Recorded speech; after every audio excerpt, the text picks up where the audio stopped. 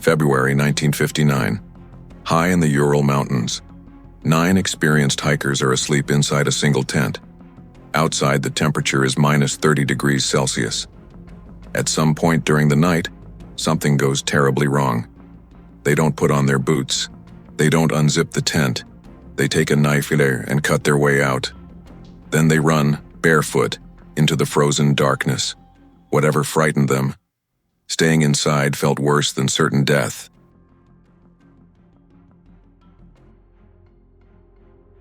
There were supposed to be 10 of them. Young, disciplined, experienced hikers, students trained to survive extreme conditions, but only one would live. Early in the expedition, Yuri Yudin developed severe joint pain. He could no longer continue. He turned back. The last photograph of the group shows smiles and laughter. Yudin would later say that this moment haunted him for the rest of his life. He was the last person to see them alive.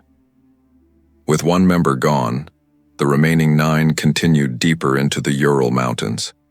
Nothing in their diaries suggests fear. Nothing suggests urgency. Nothing suggests they knew what was coming. February 1st, 1959. Visibility was poor. Winds were strong. Temperatures were falling fast. Instead of descending into the forest, the group chose to camp on an exposed slope. The mountain had a name, Kholat Shakal, Mountain of the Dead, in the local Mansi language. Why they stayed remains debated. Perhaps they didn't want to lose altitude. Perhaps they planned to descend in the morning. They cooked dinner. They wrote in their journals. The last entry was ordinary. Cold. Supplies. Routine. It would be the final thing they ever wrote. The group was expected to send a telegram by February 12, 1959. When no message arrived, families initially assumed a delay. But days passed, and the silence continued. On February 20th, official search operations began.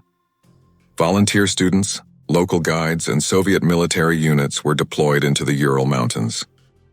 On February 26th, search teams finally located the campsite. The tent was still there, standing alone on the slope, partially buried by snow and wind. At first glance, it looked abandoned, but intact, until they got closer. The entrance was not unzipped. It was torn open, slashed from the inside, long cuts in the canvas made in haste, as if leaving through the door was not an option. Footprints led away from it, not chaotic, not scattered. 8 or 9 sets, moving in a line, some in socks, some barefoot, all heading toward the forest. They were not running, they were leaving.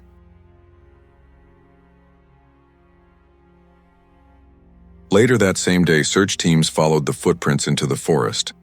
Approximately 1.5 kilometers from the tent, on February 27th, they made the first discovery. At the base of a large cedar tree, 2 bodies lay in the snow. They were identified as Yuri Doroshenko and Yuri Krivonishenko. Both were barefoot. Both were wearing only their underwear. Neither had survived the night. Later that same day, 300 meters from the cedar, face up, head towards the tent, another body was found. He was identified as Igor Dyatlov. Zenaida was found 630 meters from the cedar, face down, head towards the tent. The skin of the face and hands is purple-red in color. She was better dressed than the bodies under the cedar. Rustem Slobodin was not found with the others. His body was discovered several days later on March 5th. He was covered with 50 centimeters of snow. Face down, head towards the tent. He was better dressed than the previously found hikers. Search efforts continued for more than 2 months without any trace of the remaining 4 hikers. As the snow began to melt, a Mansi native named Kurikov, accompanied by his dog, noticed cut branches forming a rough trail near the cedar tree. When the remaining 4 hikers were finally discovered on May 5th, their bodies were found together in the ravine. 3 of them were located close to one another in a small confined area at the bottom of the ravine. They were not lying side by side. They were positioned at different levels, partially stacked, as if they had collapsed into the same space at different moments. Search reports describe them as being found one above another, pressed together by the snow that had accumulated over time. The fourth body was found slightly apart. All four were buried under several meters of snow, which explains why they were not discovered during earlier searches. Their proximity suggested they had remained together until the end, near their improvised shelter, rather than being scattered across the landscape. The final four bodies discovered were those of Semyon Zolotaryov, Lyudmila Dubinina, Nikolai Thibault Brignol, and Alexander Kolovatov. They were found together in a ravine on May 5, 1959, bringing the search operation to an end. Following the recovery of all 9 bodies, official autopsies were conducted. The findings revealed that the hikers did not all die in the same way. The autopsies of Yuri Doroshenko and Yuri Krivonishenko concluded that they died from hypothermia. Their bodies showed burns on the hands and legs, consistent with prolonged exposure to fire and extreme cold. The autopsies of Igor Dyatlov and Zenaida Kolmogorova concluded that their bodies showed multiple abrasions and bruises, primarily on the arms, hands, and legs. These injuries were consistent with repeated falls, crawling, and attempts to move across icy, uneven terrain in extreme cold. Importantly, no fractures or internal injuries were identified that could independently explain their deaths. According to the autopsies, neither Dyatlov nor Kolmogorova died from trauma. Both succumbed to hypothermia. An autopsy of Rustem Slobodin revealed a fracture to his skull. The blow was serious, enough to weaken him, enough to slow him down, but not enough to kill him. Rustem did not die instantly. He kept moving. In the end, the cold finished what the injury had started. The official cause of death was hypothermia. Unlike the others, Alexander Kolovatov's body showed no massive trauma, no shattered bones, no fatal injuries. He endured the same cold, the same darkness, the same isolation. He died from hypothermia. Nikolai Thibault Brignol suffered one of the most severe injuries. His skull was crushed by a force investigators compared to a high-speed impact. The damage was catastrophic.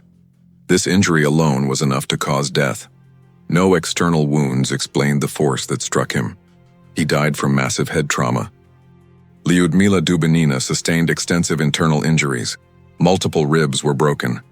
Her chest had been crushed with tremendous force. The damage caused fatal internal bleeding. Exposure to extreme cold worsened her condition, but the trauma itself was deadly. She did not die quietly. Semyon Zolotaryov also suffered massive chest injuries. His ribs were fractured on both sides. The force was severe, yet left almost no visible damage to the skin. Investigators described trauma consistent with a powerful compression.